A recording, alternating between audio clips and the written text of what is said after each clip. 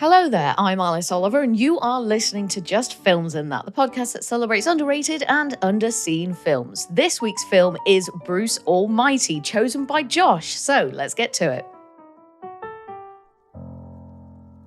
So then, Josh, you picked this week's film, and it's Bruce Almighty from 2003. So, spoiler warning, listeners, if you haven't seen it. So, Josh, tell us, what is the film about and why did you pick it? What is the film Bruce Almighty about? Do tell us, divulge. You got Jim Carrey.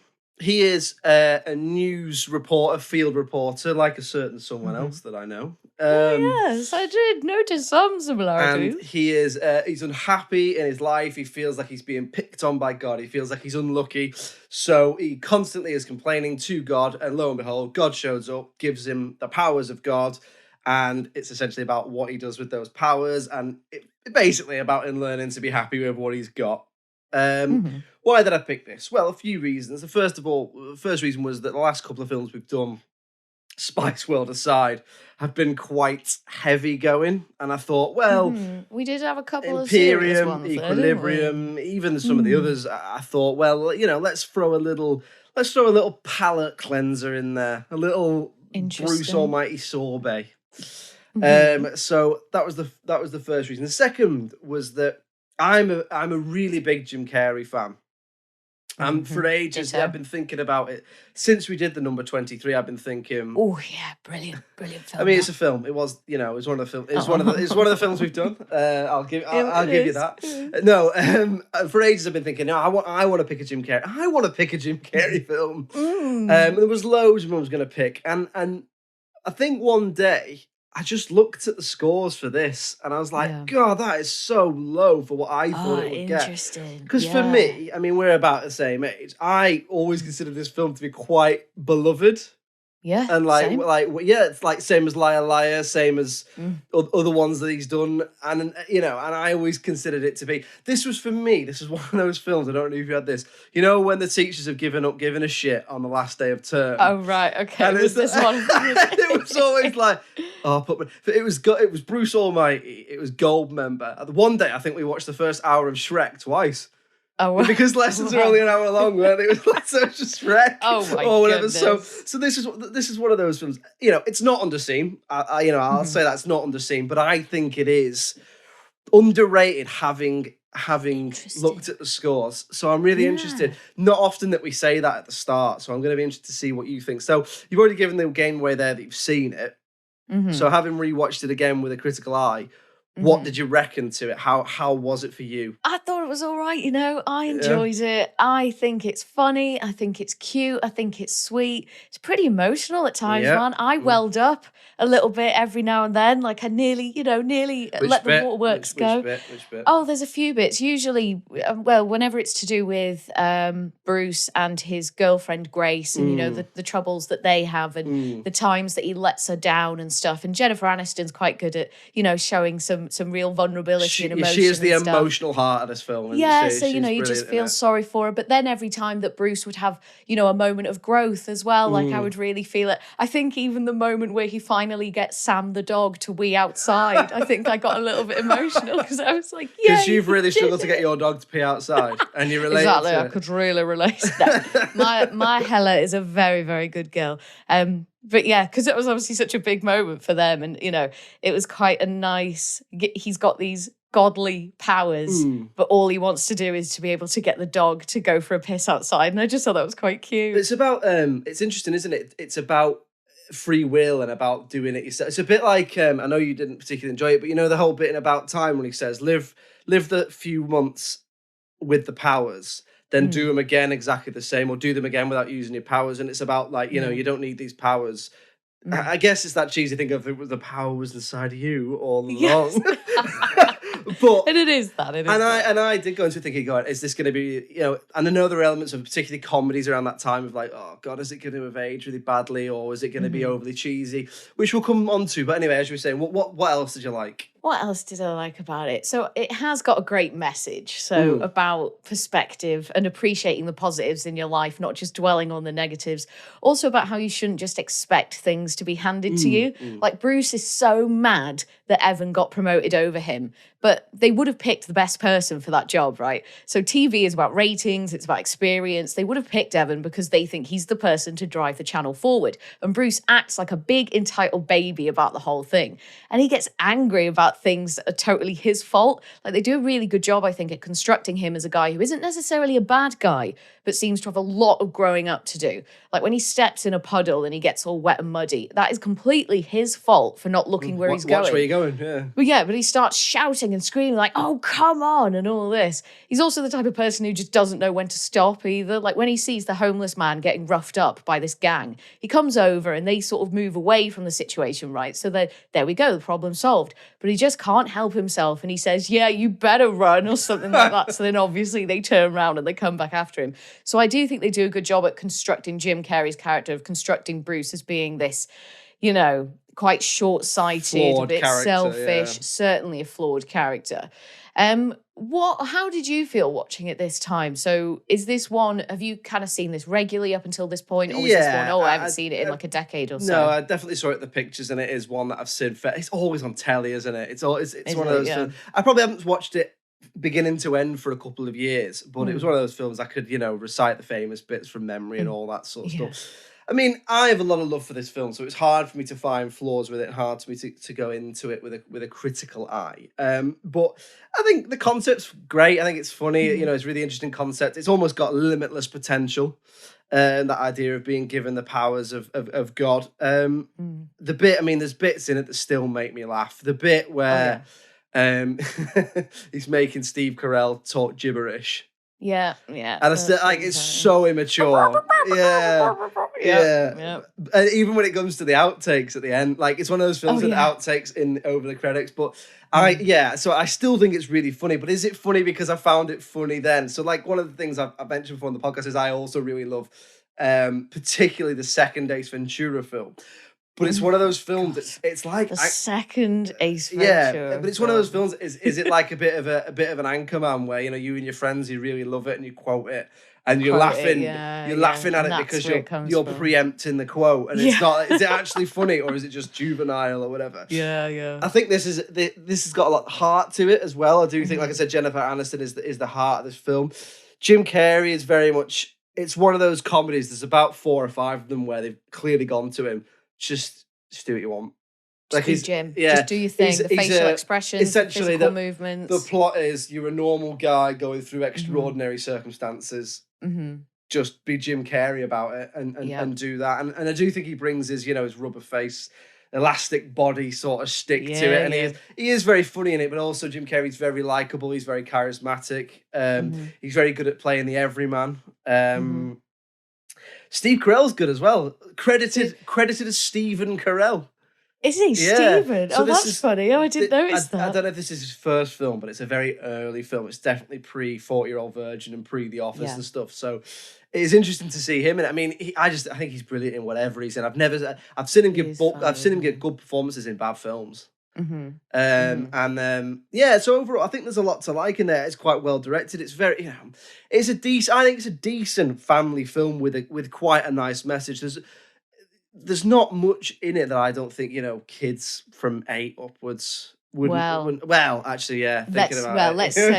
talk about the one moment, and this was I think the moment that I laughed the hardest out. So I was going to mention this later, but I'll bring it up now because you've brought it up. So, of course, a lot of it is about Bruce's job. He's, this journalist for a local TV network and stuff. And when he finds out that Evan has been promoted above him, he's at the Maid of the Mist on this boat at Niagara Falls. And he sort of goes on this manic monologue of him sort of expressing himself because he's so angry. And of course, we know that swearing on live TV on your local news channel is absolutely not okay. So the moment where he really comes undone at the end, he says, "Back to you, fuckers," and gives the finger to the camera. And I was like, oh my God, that's hilarious. Not just because of wow, you know, he is a local news journalist and he's just done that on the television. But because up until that point, the language I don't think had been that bad. And, No. you know, it's not, It's a 12, there's not it's a many 12 as adult well, themes. so, Yeah, yeah. definitely. So it felt so like, oh my God, they said the F word in this film because it's all so nice and cutesy. And, you know, I just wasn't expecting it, but it makes that moment so much more powerful. And oh, I thought it was hilarious. I love it when he does that. Yeah, that bit's, is that the eroding? Eroding beneath me. Eroding. But that's the sort of thing, like, I reckon this is one of those films where, like, we might show our kids and they'll just like, talking like, what is this? The way that, and you're like, doing that thing where you're watching them watch it and you're kind of expecting them to laugh. It's like, oh, this bit's well funny. Wait until they laugh and then they just don't. It's the way you look back on, like, the way our parents might look back on things from, like, you know, like even things like Monty Python. I love Monty Python, but I can imagine showing it to some kids and them just not getting it. And this might be one of those films. Do you think perhaps, and we might come on to this later in the dislikes or whatever, do you think that maybe there's an element of they could have taken some stuff out and it would be even more family friendly? Because I've just said it's really family friendly, but actually think about it, he does say fuckers at one point, and he does also there's a bit of sexy stuff in there as well, which when I first watched it. So if you haven't seen it, like, he basically uses his powers, I'm guessing, to give Jennifer Aniston an orgasm. I don't know what an orgasm in woman sees. You know, I don't know what they look like, Alice. I don't know what it looks like. I've never seen it. Never been there. No, but that is clearly what he's doing, isn't it? But when I first watched this film, that just went over my head. And I knew that's the point, right? That's the point. It's meant to go over your head if you're a kid. Maybe it is okay. Like maybe it is all right. It's difficult, isn't it? I think it is as well, and because you don't really see anything, like you see them maybe kissing each other every now and then, but I don't think it's too gratuitous. And you know, he's doing it for her pleasure, and they're both really enjoying themselves and stuff. I thought it was okay. So what else then? What else did you like about it? So I already touched on a little bit there, but I do love Sam the dog. Yeah. I just flipping love that dog. Out of all the film dogs, I definitely think he's one of my favourites. I like all the different techniques and scenarios that are used to depict the power that he's got and how he's using it, from doing things like simple things like, you know, parting his soup to slightly more impressive things like pulling the moon closer to the earth. Bit of creativity there, you know, you can have a bit of fun with it. There's some good Bible references, isn't there? Because he walks on water, he parts... Yes, when he goes over the puddle. Parts the Red Sea. You know, him and God walk along a lake, don't they? Oh, and they do that as well. But it's when he comes out of the building and he walks on the puddle that tripped him up the first time. But also there's he parts the Red Sea, which is soup. But there's also a bit where, and it's on the first time I've noticed it, where he's at a party. And as he walks in, he's pouring a jug of water into a glass. And it's wine. It's turning into wine. Yeah. I'd never noticed that before. Yeah. I obviously like the fact as well that he is a journalist working in local television. You know, I can relate to a lot of things, especially with things like, you know, when you get to a story and people just aren't sure how to act on camera. Yeah. Like the two bakers that are making the giant cookie, you know, one of them's got his finger up his nose. The other one's like looking directly into the camera, just kind of like has no idea what to say, that sort of thing. It's like, right, can we do that again? Can we do that again? And the sort of competitive atmosphere that you get when two or more news channels turn up at the same scene, like when he's gone, his Channel 5, I think, is already there doing the guard dog or the police dog story. And, you know, it's that you get that sort of feeling of like, oh, there's that guy's camera and then this guy's camera or whatever. So is that a thing then? Like, yeah, definitely. You've shown like up you've at got things, and there's been other journalists and stuff. Yeah, and sometimes you've got to kind of fight to get to the front, especially if you're in a rush. Like, so it'll be us, and then like BBC, ITV, that sort of thing, and you know you want to be the first to get it, to get the story and that. So yeah, I could relate to all that, and I appreciated it, and it was realistic. It was true. It was real for me, Josh. A film about a man getting the powers of God was realistic. Yes, and I felt it. I also love the fact as well that he says bloody hell, right? So I so rarely hear Americans or Canadians or just non-British people saying bloody hell, but it's when they're in the studio and he's getting to be the anchor for the first time and there's riots or something going on outside and the lights go off and he goes, bloody hell. And I was just like, that's funny. I don't know why, I just find that so funny. It's like when Americans or Canadians say bollocks as well. Bollocks. Which is like it sounds weird, proper doesn't it? Britishy things. So yeah, but no. I thought it was fun. Like, it was funny. It was emotional. I think there was a lot to like about it. Was there anything else that you enjoyed about it? I've got a lot of affection for this film. I just think it's a really good, film that you can all put on and enjoy. And Jim Carrey, it's one of those films. I think without Jim Carrey in the lead, it's probably not as good. I mean, they made Evan Almighty, which was for some reason they decided to put like $200 million into it, something like that, and it was a huge flop because there's a little history there, isn't there? They quite often make sequels to Jim Carrey, led things that he isn't in, and they just completely bomb. They did it with Ace Ventura, they did it with Dumb and Dumber, they did it with this, and it's just not. God, yeah, the Dumb and Dumber. Yeah, it's just not the same. And there's something about him as a star, particularly when it comes to comedy, where people aren't going because of the concept; they're going because it's him. And I think that's the real draw of this film and his performance. He is very, very good in it. I wish he was.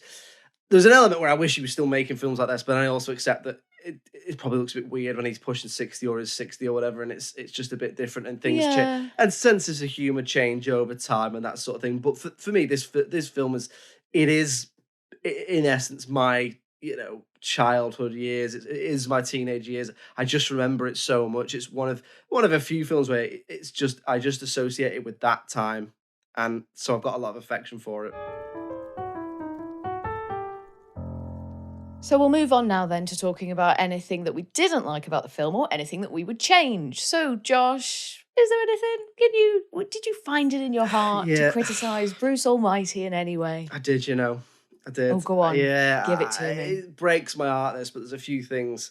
And I know, let's preempt it with, it is about being happy with what you've got, like we've already talked about. But he's a bit of a prick to Grace. Of course, he's terrible to Grace. Oh, he is, yeah. He is a bit of a prick to her, right? He's a bit of an arsehole, and he's quite aggressive in places when she's trying to calm him down. I don't mean like he's not hitting her or anything like that, but he is a bit in her face. He's a bit, and also I think he's not got that much to moan about. And I get, again, it's about being happy with what you got, and it's all relative, and it's not like he's living in poverty or he's unwell or anything like that. And that is sort of the point of the film. But I could have perhaps done with more of why you're so unhappy when you've got, you seem to be in a happy, loving relationship. You seem to have a relatively successful job, and oh no, you didn't get the anchor job or whatever, but we all want things that most of us don't get.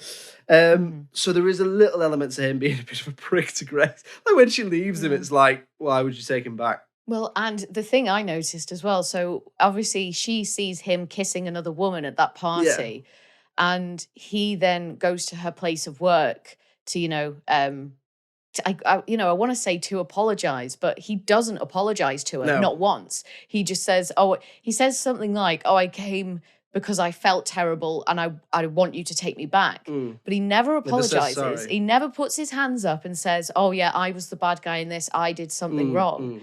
But I do, because I had noticed that as well. Like I hadn't quite realized when I was younger just how much of a prick he is and how not very nice he is to her, saying things about his mediocre life. If you heard that argument in the flat next door, he literally punches something across the room and like an ornament or something, he slaps it.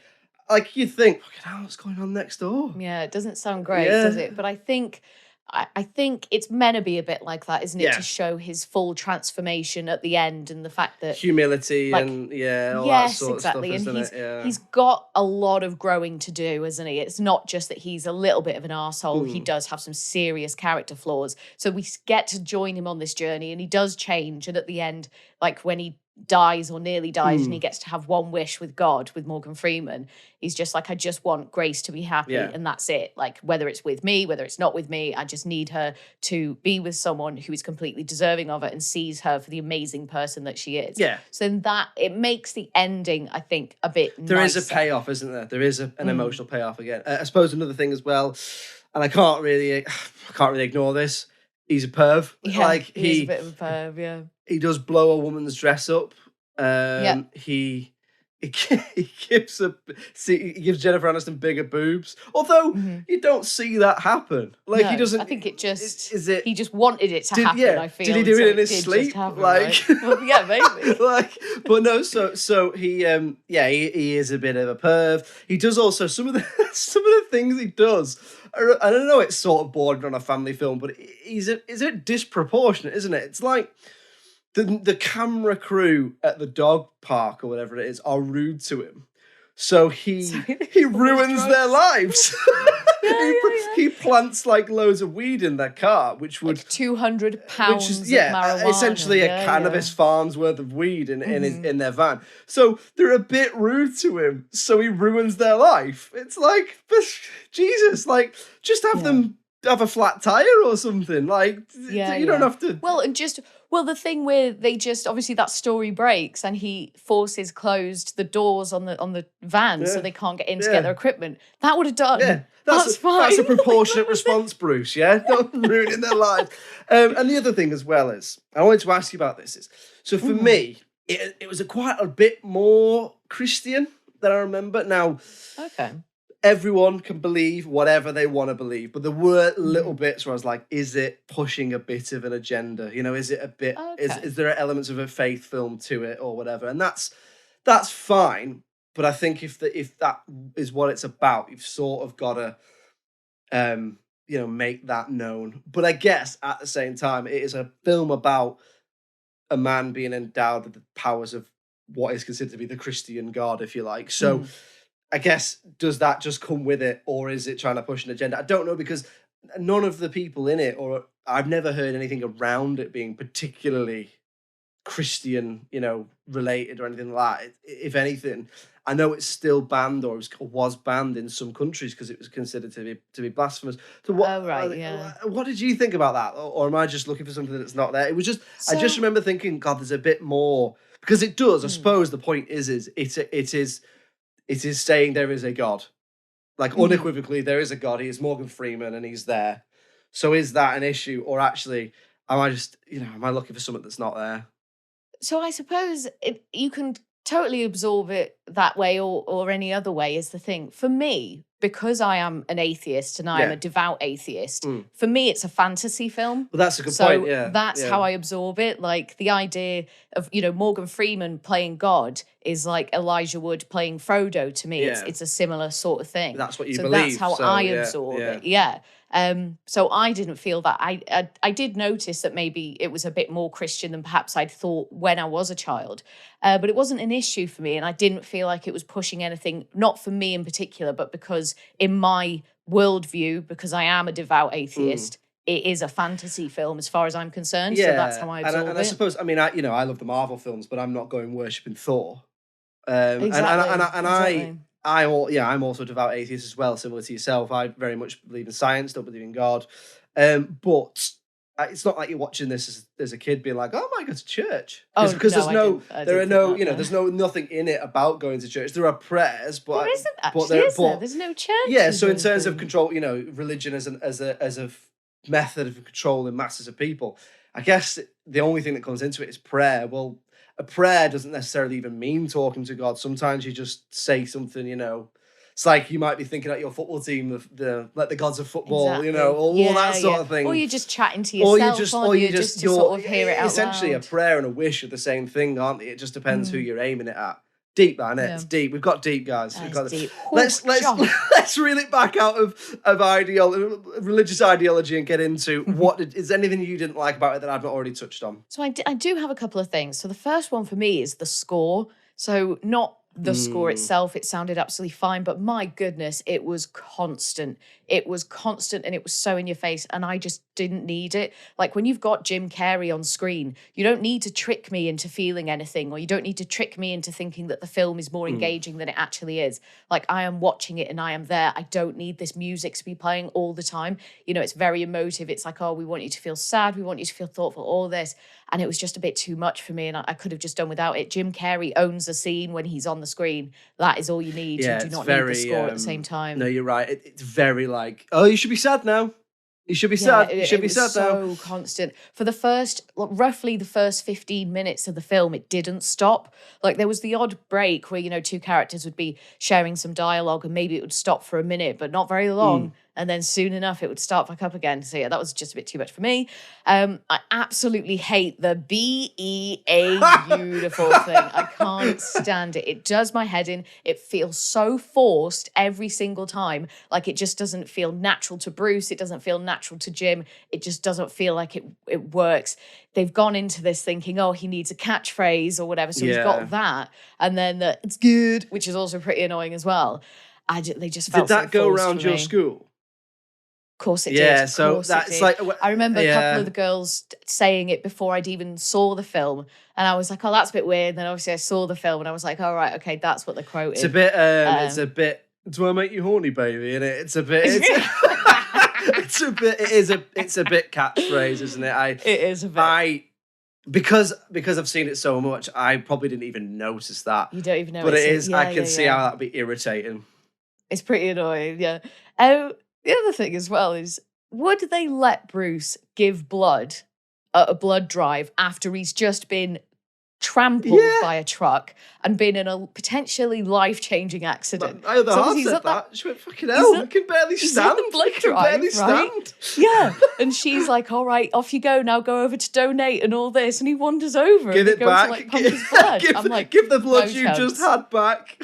Yeah. Like, I get that they want to do that because obviously they want to, again, show his growth because he was a bit squeamish about giving blood in the first instance, but then he saw that he was AB positive, like Jennifer Aniston's character. So, you know, it's quite a rare one. So he should give it because it's a rare blood type. I get all that. I just didn't buy it.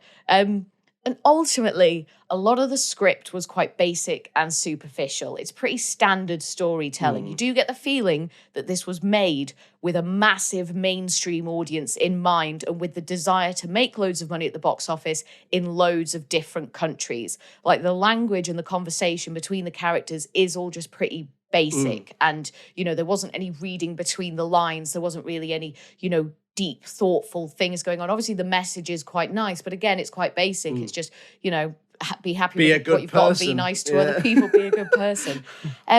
But it didn't ruin it for me. I just noticed it. Like some of the conversations where, you know, that characters would be in conversation with one another. It was just like, oh, I'll say this thing now. And oh, I'll say the thing in response that you would expect me to say. And then, oh, yes, that's a good idea. It was just very, very basic. I think there's some issues there, isn't there, around who is it for? Because the concept could be for anybody, but the execution says to me, you know, anyone from 8 and upwards.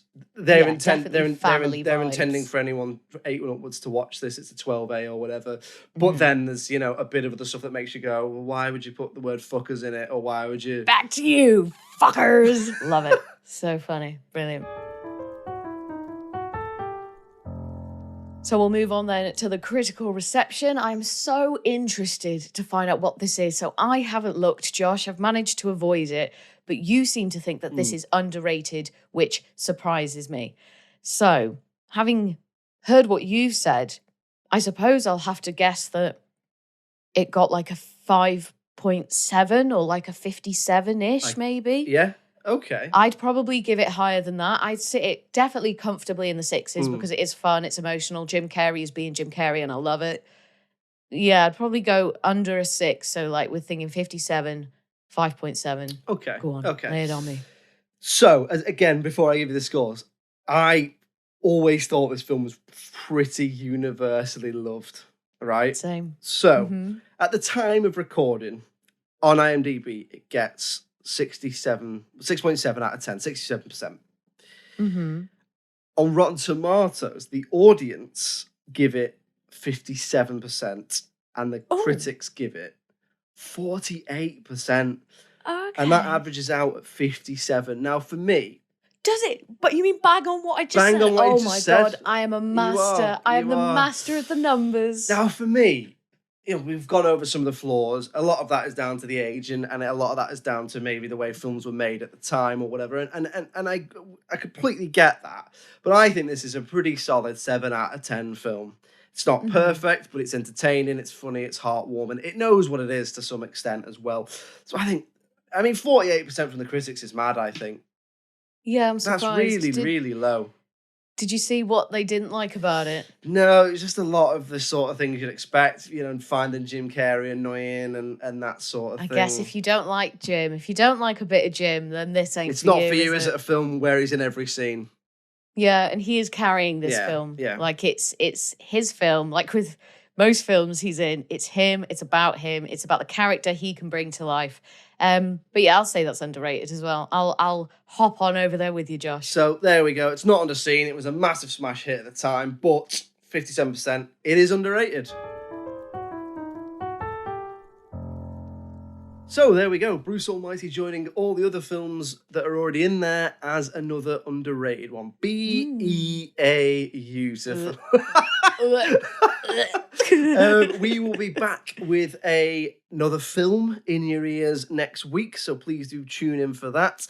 If you've got the time or inclination, we'd love it if you could scooch on over to Spotify or Apple or YouTube and give us a little subscribe, a little rating. It helps other people see us, and it's very much appreciated. If you want to email us, it's filmsandthatpod@gmail.com, and we're on all the social medias. Just search for Just Films and That Pod.